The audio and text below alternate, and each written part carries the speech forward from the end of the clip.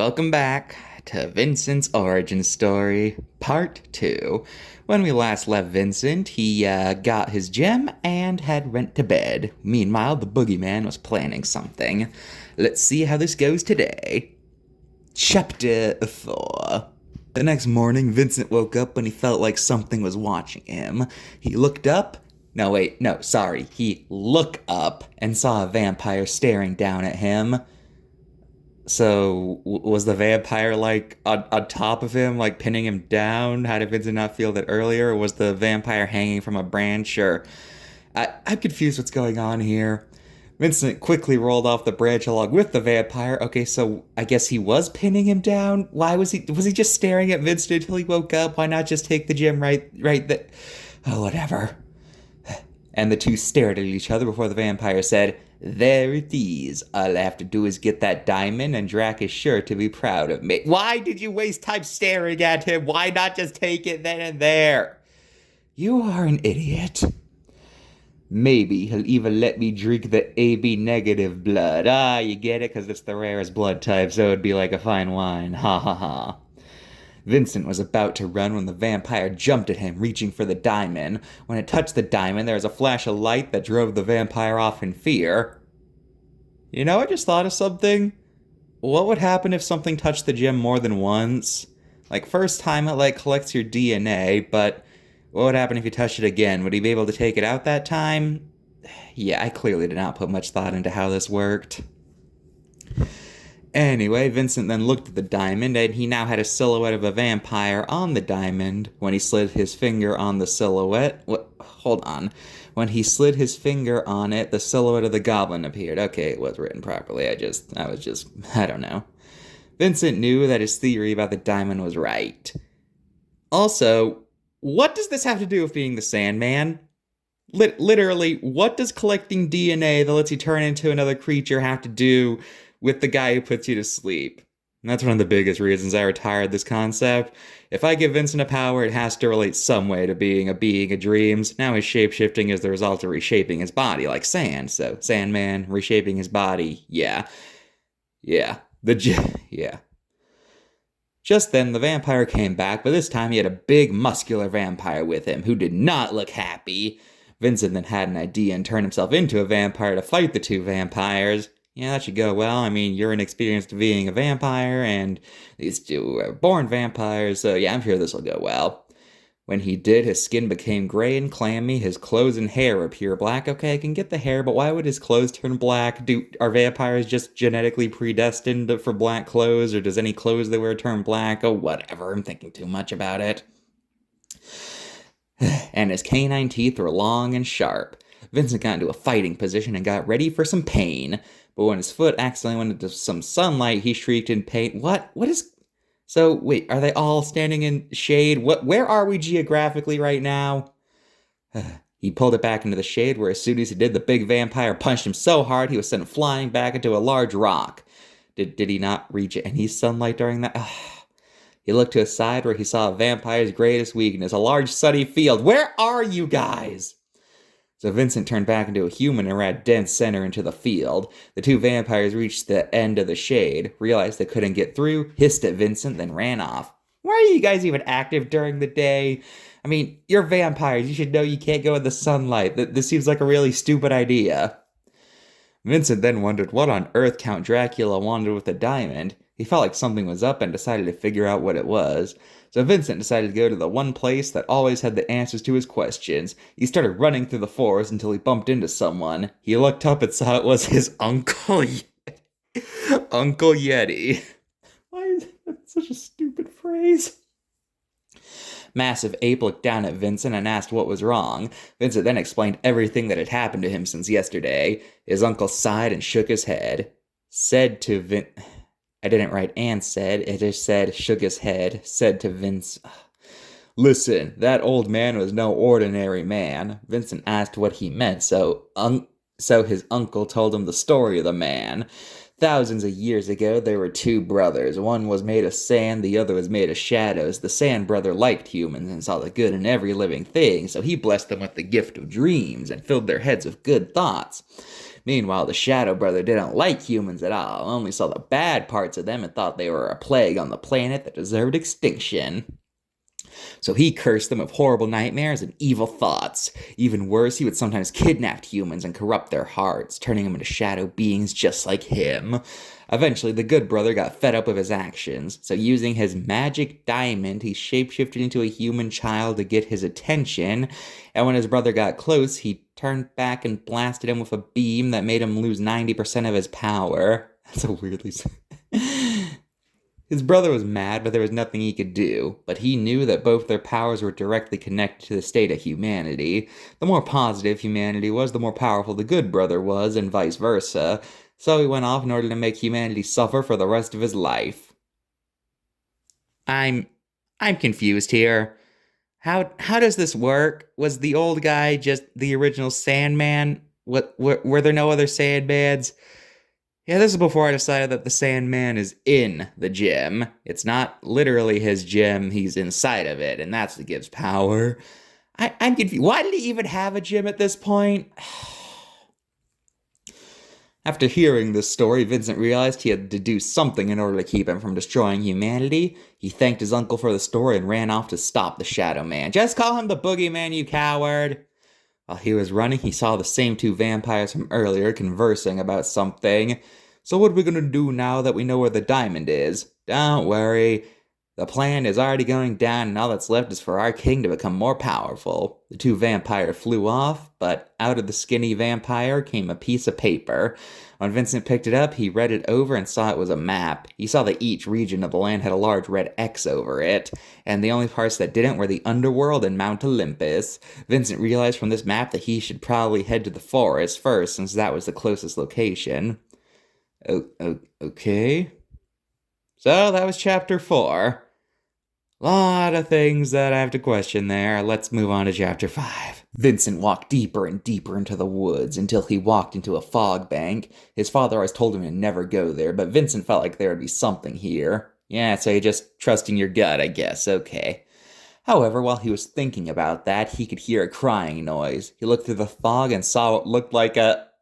Oh my gosh, I straight up forgot a word. It just says, and looked like a, and went to the next sentence. It doesn't say what it looked like. It just says, what looked like a... I just straight up forgot a word. Vincent was frozen to move at this sight. Yeah, the sight of nothing. At which point the creature walked up to him and slid its finger up his chin. What? We feel like we're missing some context here. The creature spoke in a deep, gravelly voice, saying, "You look delicious." Vincent was very confused.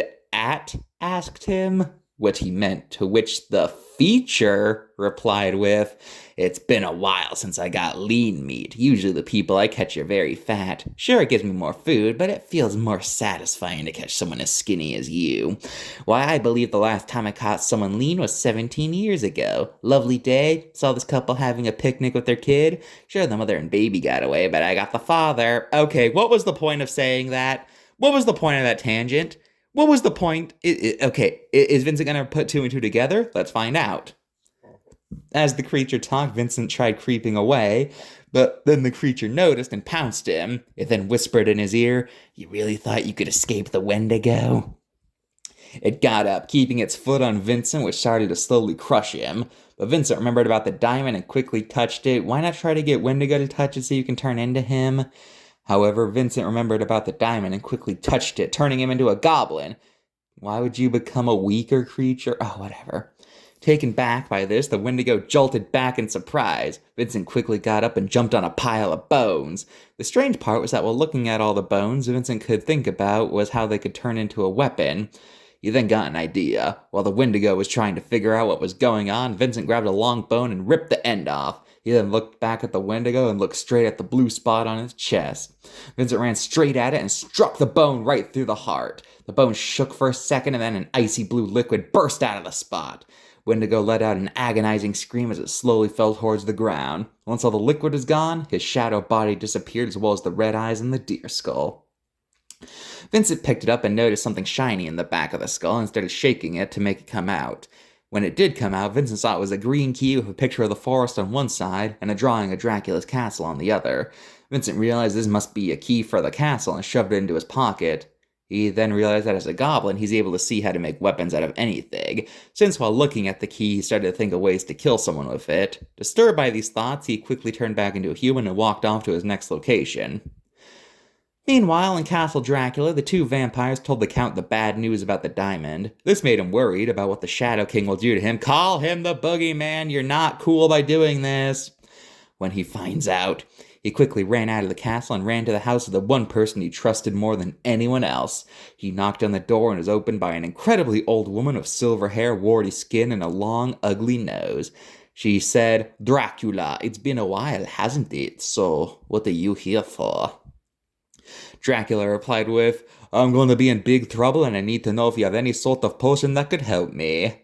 The old woman smiled and invited him in. The two walked in and walked past a sign that read, "Baba Yaga's Potions, Powders, and Spellbooks, established 1879. Okay then. Dracula and Yoga walked into a room lit by the glow of a green bubbling liquid inside of a large stone cauldron. The two walked over to a case full of bottles containing liquids of every color imaginable. Yaga then said, "All right, pick your poison." Dracula looked at all the potions and got a big smile as he started grabbing a bunch of potions. Meanwhile, as Vincent was reaching the edge of the forest, he heard a cry for help. When he went to investigate, he saw his own father was locked in a black cage. He asked his father what happened, to which he responded, "I was out picking berries when all of a sudden I was jumped by the Wendigo and locked in this cage." Vincent asked if he could get him out somehow, to which Bigfoot responded, "Unfortunately, this is a shadow cage. It only breaks when its creator has died." Vincent understood and knew this meant he had another reason to defeat the Shadow Man. He then looked and saw the swamp off in the distance and ran off there. Okay.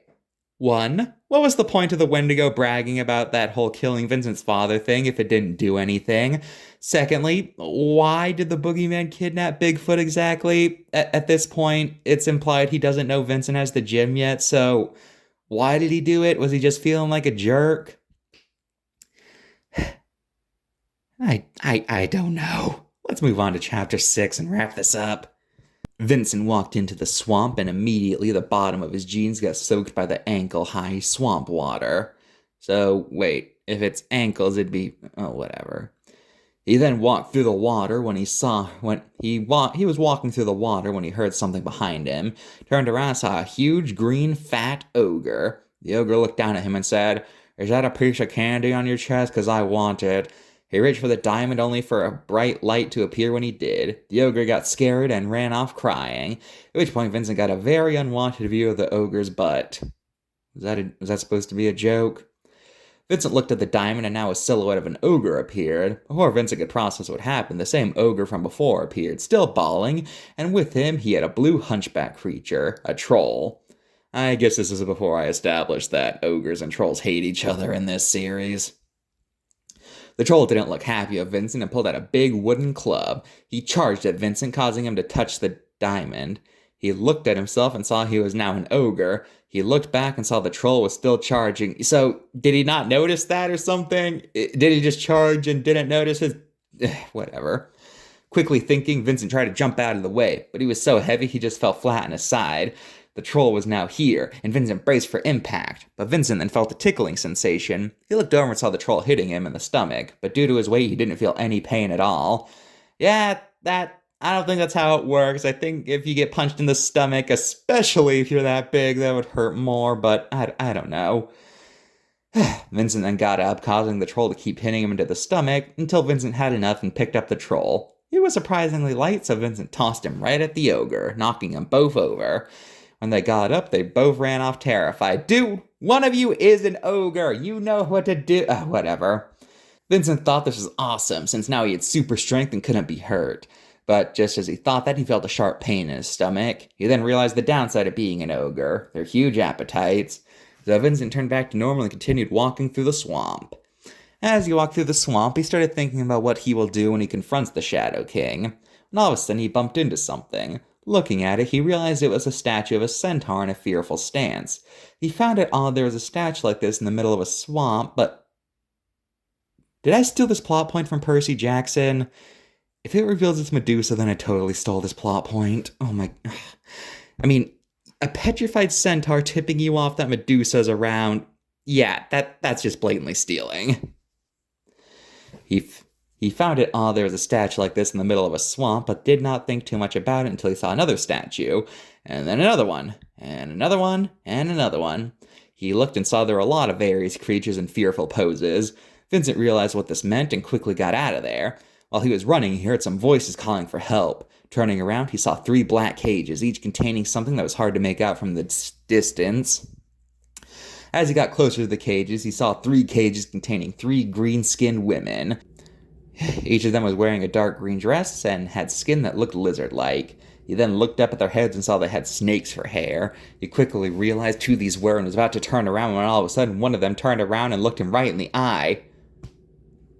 This is weird pacing, but whatever. Vincent panicked and fell to the ground. Antic painting.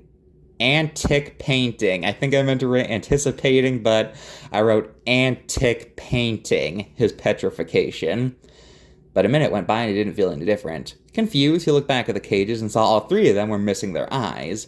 Vincent screamed at this sight, to which one of them replied with, "Oh, good heavens, that was louder than a banshee." The skinny one then said, "If you're scared, think how we feel." Vincent asked what happened, to which the center one said, "Oh, these guys made a shadow jump to us while we were out taking a stroll and plucked our eyeballs right out of their sockets. They then shoved us in these cages and ran off with them." Heard him say something about a potion. The skinny one then chimed in with a, "When I get my hands on them, I will turn them into statues and toss them right off the side of the biggest cliff I can find." Just then a giant snake tail wrapped around the cages and pulled them into the brush. Out of the bush came a giant creature, who had the top half of an attractive nymph and the bottom half of a snake. Vincent was too shocked to move. The woman then shouted, "All right, kids, dinner's here." Vincent then turned around and saw 3 hideous creatures. One was a large lizard-like thing with 9 heads, a big one in the middle and 8 smaller ones on the side. Another was like a lion, but with golden fur. And the last one was another lion, but it had a goat head on its neck and a snake for its tail. The 3 looked at Vincent and started drooling. Quickly thinking, Vincent turned into an ogre, since they can't feel pain. The reptile grabbed Vincent and tossed him into the mouth on its biggest head. The reptile then closed its jaws, to which Vincent quickly started lifting up using his strength. But the strength of the creature's jaws and Vincent's were equal, so while Vincent was trying to lift its jaws, the creature was trying to bite down on him. Eventually, the creature's jaws were too much and Vincent could feel himself getting crushed. But then he had an idea. He turned into a goblin, which was smaller and rolled right out of the mouth. Unfortunately, this put him right in the side of the snake tail of the second lion. The snake lunged at him, but Vincent ducked out of the way. Then Vincent turned back into an ogre when the snake lunged back at him. What is the rest of the chimera doing? Does it not notice this? Do you not notice what your snake tail is doing? What's the point of having 3 heads if you're in that case, then? When the snake lunged back at him, he grabbed it before it could reach his face. Vincent smirked and pulled at the snake, dragging the lion with it. He picked up the lion, which wasn't easy, since it felt like what it would be like if a human picked up an actual lion. So how are you doing it at all, then? I'm pretty sure most humans can't pick up a lion. He tossed the lion at the reptile, knocking them both over. The golden lion then jumped over the unconscious creatures. Wow, you guys are great at teamwork. Taking this one at a time. Yeah. The golden lion jumped over the unconscious creatures and roared at Vincent. He tried hitting the lion with a tree, but it just shrugged it off as if it was hit by a twig. Vincent then tried punching it, but that just hurt his own hand. The lion then pounced Vincent, and the 2 started struggling. The lion started clawing at Vincent, which actually hurt despite being an ogre. However, Vincent then got the upper hand and picked up the lion, who was struggling. Took you that long to think of that? He then tossed the lion at the snake woman, knocking them both over. Oh yeah, I'm sure that would knock out the Nemean lion, the lion that's borderline invincible. Also, how'd you survive getting slashed by its claws? Aren't those things, supposed to be so powerful? Oh, whatever. He walked up to the snake woman, who was now crying. She then looked at Vincent and said, "Please don't kill me, I only tried to kill you, I just wanted to see my husband again." Vincent, confused, asked what she meant, to which she answered with, "I was approached by these shadow figures who asked if I wanted me and my children to be part of their plan for world domination. They said that part of my plan was to release my husband who was imprisoned under a mountain, and they needed me to calm him down." I just realized this is doing kind of a terrible job at elaborating who these people are for people who aren't mythology experts. To people who don't know the story of Typhon and Echidna, this just seems like random junk. And I guess my insistence on not using anything's name is only making it worse. She kept on crying and then said, "If you let me live, I'll give you this." She pulled out a turquoise key that had a picture of the swamp embossed on it.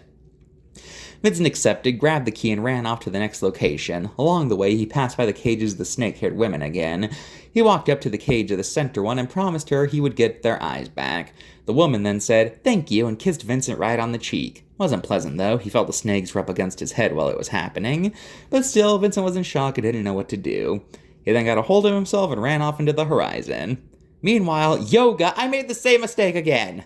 Yoga was staring a large wooden spoon inside of her cauldron when all of a sudden she heard someone come in.